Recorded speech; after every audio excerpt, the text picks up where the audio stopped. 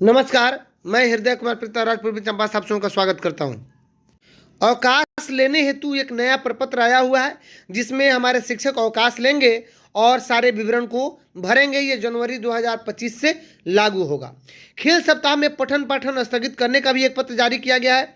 सक्षमता द्वितीय की काउंसलिंग की तिथि संशोधित की गई है और इसे बढ़ाई गई है आगे तक। और अपार आईडी को लेकर अब्सेंटी नहीं लेने पर भी एक पत्र निकला हुआ है जिसमें कहा गया है कि अगर 90% से कम जिनकी अपार आईडी जनरेट हुई है उस विद्यालय का अब्सेंटी नहीं लिया जाए। इस तरह से एक पत्र जारी किया गया है।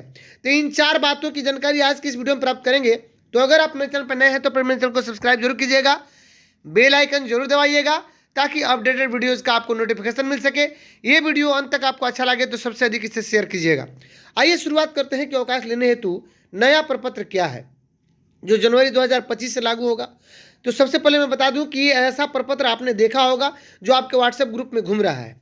ये अवकाश आवेदन का प्रपत्र है और जैसा पहले आप आवेदन देते थे वो अलग बात है, आवेदन तो देंगे ही, साथ में इस प्रपत्र को भी भरेंगे कि विद्यालय का नाम, डायस कोड, प्रखंड का नाम और उसके बाद इसमें भरना होगा कि शिक्षक या शिक्षिका का नाम, शिक्षक शिक्षिका का मोबाइल नंबर, विद्यालय प्रधान का नाम, साथ ही आवेदित अवकाश का विवरण। अब ये आवेदित अवकाश कौन सा है, यानी आप आकस्मिक अवकाश ले रहे हैं, विशेषावकाश ले रहे हैं, मातृत्व अवकाश ले रहे हैं या चिकित्सा अवकाश ले रहे हैं या अर्जित अवकाश ले रहे हैं, इनमें से कौन सा आप अवकाश ले रहे हैं। तो मातृत्व अवकाश अगर ले रहे हैं तो उसको आप इंगित कीजिए। तो इस प्रकार से अवकाश का प्रकार यहाँ पे देना पड़ेगा और कब से कब तक ले रहे हैं ये भी देना पड़ेगा। अगर पूर्व में आपने अवकाश लिया है, पूर्व में ली गई अवकाश, तो उसका भी विवरण आपको देना पड़ेगा कि कब से कब तक। साथ ही सबसे नीचे अवशेष आकस्मिक अवकाश यहाँ पे देना पड़ेगा कि कितना आपका बच गया 16 में से। अब 12 बचा, 14 बचा या 8 बचा, 10 बचा, ये आपको देना पड़ेगा लिखित रूप से। और सबसे नीचे स्वीकृत, सबसे नीचे क्या करना होगा कि स्वीकृत करने वाले का हस्ताक्षर एवं मुहर, यानी प्रधानाध्यापक का हस्ताक्षर मुहर होगा और शिक्षक शिक्षिका का पूरा नाम एवं हस्ताक्षर होगा। इस प्रकार से ये प्रपत्र को भरा जाएगा जो 2025 से शुरू हो रहा है। आप ऑनलाइन लीव लीजिएगा जिसकी कटौती आपके 16 अवकाश में से, जैसे ही आप लीव लीजिएगा 2025 से गिनती शुरू हो जाएगी, 16 अवकाशों में से घटना शुरू हो जाएगा। लेकिन उसके साथ ही ये चूंकि फीड कीजिएगा आप ऐप पर लीव लेकर के, तो ऐप के पास आपका टोटल रिकॉर्ड रहेगा ही, लेकिन इसको भी मैनुअली से रूप से आपको इसको भी देना पड़ेगा। इस प्रपत्र को भर करके विद्यालय प्रधान को देना पड़ेगा, उनसे स्वीकृत करा करके। हो सकता है कि ऐसा प्रपत्र BRC में भी मांग लिया जाए।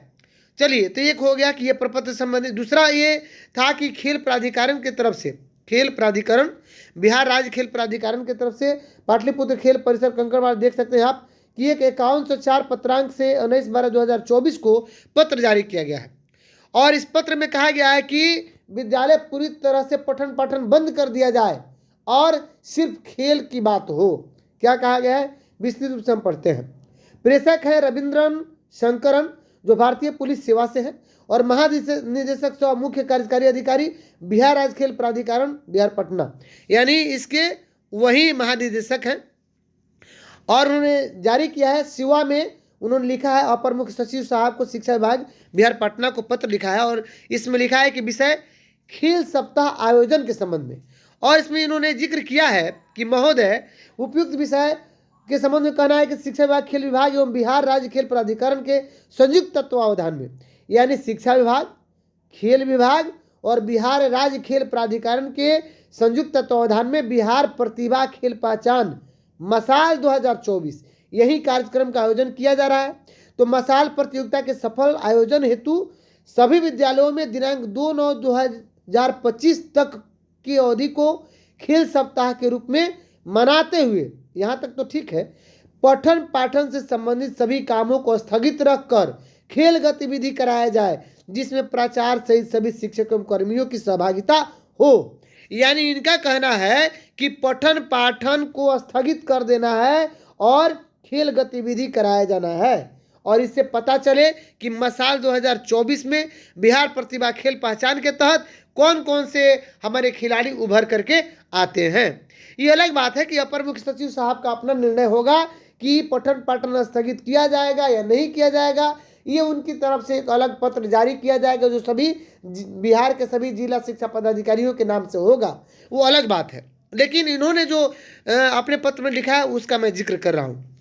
इन्होंने लिखा है कि अतः अनुरोध है कि खेल सप्ताह आयोजन करने हेतु अपने स्तर से सभी जिला पदाधिकारी, निदेशक माध्यमिक शिक्षा, प्राथमिक शिक्षा, SC/RT जिला शिक्षा पदाधिकारी, जिला खेल पदाधिकारी, जिला कार्यक्रम पदाधिकारी को निर्देशित करने की कृपा की जाए। तो चलिए ये बात हो गई खेल की, पठन पाठन स्थगित करने की बात हो रही थी। अब बात कर ले हमारे जो सक्षमता द्वितीय उत्तीर्ण जो शिक्षक हैं जिनकी काउंसलिंग होनी थी और होनी है, वो 30 तारीख से और 7 तारीख तक पहले निर्धारित था, लेकिन अब इसको संशोधित किया गया है और जो 2254 पत्रांक और 14/2024 का जो पत्र निकला था आज से मात्र 6 दिन पहले उसको संशोधित किया गया है। और इसमें प्राथमिक शिक्षा निदेशालय से वो पत्र जारी हुआ था कि अब 30/12/2024 से 7/2024 तक जो किया जाना था उसको संशोधित करके अब निम्न रूप से ये काउंसलिंग होगी। कैसे काउंसलिंग होगी हमारे सक्षमता द्वितीय उत्तीर्ण शिक्षकों का? तो उच्च माध्यमिक शिक्षक और माध्यमिक शिक्षक को और पुस्तकालयाध्यक्ष का सबसे पहले 30/12/2024 को काउंसलिंग हो जाएगा। मूल कोटि के उर्दू, बांग्ला और फिजिकल टीचर यानी जो शारीरिक शिक्षक है उनका 31/12/24 को होगा। स्नातक कोटि के सभी विषय के शिक्षकों का 2 जनवरी 2025 को होगा, जबकि मूल कोटि के सामान्य शिक्षक का उनकी काउंसलिंग जो है 3/1/2025 से लगातार होगी। 3/1/2025 से लगातार इसलिए कहा गया है क्योंकि उनकी संख्या ज़्यादा है। और कहा गया कि विभागीय आदेश ज्ञापांक 892 दिनांक 13/12/2024 की शेष शर्तें यथावत रहेंगी। अब आइए बात कर लेते हैं कि हमारे किशनगंज से एक पत्र जारी हुआ है, वहाँ के जिला शिक्षा पदाधिकारी जो प्रेषक है नासिर हुसैन साहब, और उन्होंने एक पत्र जारी किया है सभी प्रखंड शिक्षा पदाधिकारी को किशनगंज के, और उन्होंने लिखा है कि अपार ID जनरेट करने के संबंध में उन्होंने हवाला दिया है राज्य कार्यालय के पत्रांक 4263 दिनांक 11/11/2024 का, कि जिसमें कि ये उस पत्र का जिक्र किया है और मजमून ये है, उन्होंने लिखा है कि अपार ID अगर जिनका भी 90% से कम है, जिस विद्यालय का भी, चूँकि अपार ID जनरेट किया जाना था 1 से 12 तक का, और 90% से जिनका भी कम अगर उन्होंने जनरेट किया है, वैसे सरकारी विद्यालय या मदरसा, जो सरकारी विद्यालय हो या सरकारी मदरसा हो, उन सभी सरकारी विद्यालयों के और मदरसा के शिक्षक शिक्षिकाओं का अनुपस्थिति विवरणी जमा नहीं किया जाए, नहीं लेंगे। अन्यथा की स्थिति में संबंधित विद्यालय या मदरसा के सभी शिक्षक शिक्षिका पर विभागीय कार्रवाई की बाध्यता होगी। महोदय, जहां तक की बात है कि एब्सेंटी नहीं लेने की बात, तो ये तो आपने प्रखंड के शिक्षा पदाधिकारी महोदयों को लिखा है, तो फिर विभागीय कार्रवाई ये सरकारी विद्यालय के शिक्षक शिक्षिकाओं और मदरसा के शिक्षक शिक्षिकाओं पर क्यों? क्योंकि जैसे ही उनका समय पूर्ण हुआ उन्हें तो अपना एब्सेंटी देना ही है। ये अलग बात है कि BRC की तरफ से उनकी एब्सेंटी नहीं ली जाए। हाँ, अपार ID को लेकर के आप कार्रवाई कर सकते हो, अलग बात है। तो चलिए, ये पत्र जारी किया गया है जिला शिक्षा पदाधिकारी किशनगंज के द्वारा। तो आज की इस वीडियो में हमने 4 बातों पर गौर किया कि अवकाश लेने हेतु नया प्रपत्र, खेल सप्ताह में पठन पाठन स्थगित करने का पत्र, सक्षमता द्वितीय की काउंसलिंग तिथि संशोधित हो गई है, और अपार ID को लेकर जो एब्सेंटी नहीं लेने का जो पत्र जारी किया गया है। तो अगर आप मेरे चैनल पर नए हैं तो प्लीज़ मेरे चैनल को सब्सक्राइब जरूर कीजिएगा, बेल आइकन जरूर दबाइएगा। अगर ये वीडियो आपको अच्छा लगा हो तो सबसे अधिक इसे शेयर कीजिएगा, ताकि बेल आइकन इसलिए दबाएं ताकि अपडेटेड वीडियोज़ का नोटिफिकेशन मिल सके। तो मिलते हैं नेक्स्ट वीडियो में, तब तक के लिए थैंक यू।